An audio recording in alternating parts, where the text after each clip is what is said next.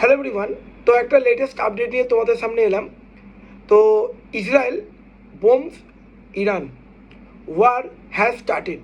তো ইসরায়েল ইরানের ওপর অ্যাটাক করেছে এবং কেউ কেউ বলছে যুদ্ধ শুরু হয়ে গেল।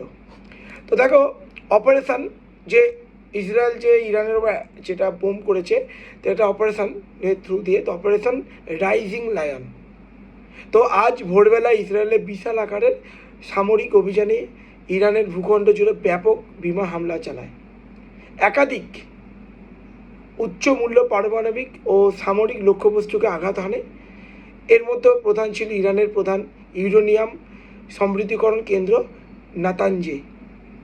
দেখো, শুধু তাই নয়, ইরানের কমান্ডার ইন চিফ যে হেড ছিল, তো হোসেন সালামি কেও এই এলিমিনেট করেছে ইসরায়েল।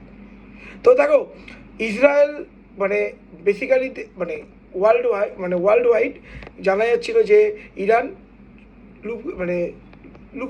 লুকোছাপা করে নিউক্লিয়ার ডেভেলপ করছিল। আর নিউক্লিয়ার ডেভেলপ মানে কিন্তু ইসরায়েলের সমস্যা শুরু হতো, হয়তো ইসরায়েলকে শেষ করে দিত। তো কী করেছে এবারে, যে কটা যতগুলো জায়গায় ইরানের যে কটা জায়গায় নিউক্লিয়ার ডেভেলপমেন্ট হচ্ছিল, তো সেগুলোকে বোম্বিং করে শেষ করা হয়েছে। এখনও চলবে এই operation rising lion. Massive operation, ঠিক আছে, ম্যাসিভ অপারেশন বলতে পারো। তো তেহরান, ইরানের ক্যাপিটাল নাম তেহরান। তো এটা দেখো, মূলত ইরানের ওপরে যে বারাক ওবামা যখন টাইমে ইরানকে বলা হয়েছিল যে আপনারা ডেভেলপমেন্ট করবে না। তো ইরানকে বলা, যদি ইরান বলে যে কি তোমরা নিউক্লিয়ার এনার্জি হিসাবে ব্যবহার করো, কিন্তু পারমাণবিক হিসাবে ব্যবহার করা ডেভেলপ করা না যায়।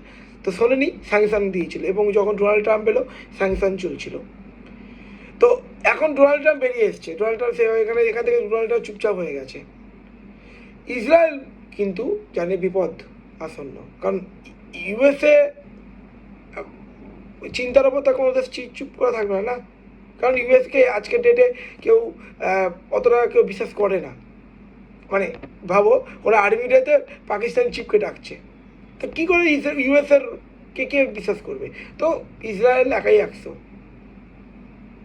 তো এরকম আরও ডেভেলপমেন্ট যত হবে আমি তোমাদের সামনে ছোটো ছোটো ভিডিও নিয়ে আসবো, এনে জানাবো। আর অবশ্যই ভালো লাগলে চ্যানেলটা লাইক করো, শেয়ার করো, সাবস্ক্রাইব করো। Thank you.